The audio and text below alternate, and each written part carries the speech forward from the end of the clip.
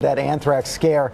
The deadly biological agent shipped in live form to labs all across the country, 9 states and all overseas too. And there are fears nearly 24 military members may have been exposed. ABC's Pierre Thomas tracking all the latest from Washington. Good morning, Pierre. Good morning, George. Anthrax is so deadly, it's disturbing such a mistake was somehow made. But today there's an urgent effort underway to make sure that no one gets sick.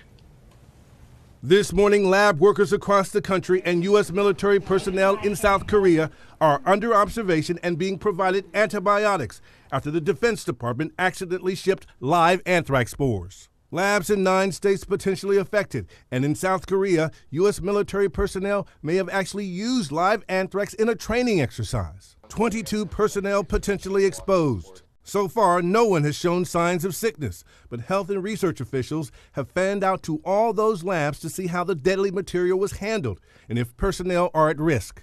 The anthrax originated at this weapons facility in Utah, and now the Centers for Disease Control is on the ground there to figure out how this happened.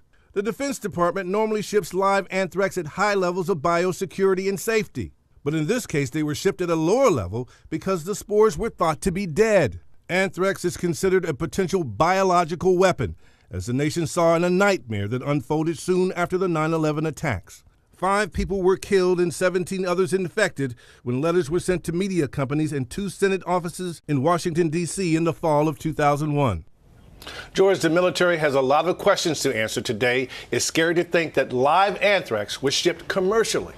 Yeah, such a big mistake, Pierce. Are they putting any new controls in place? I'm certain there's a review underway to make sure this never happens again.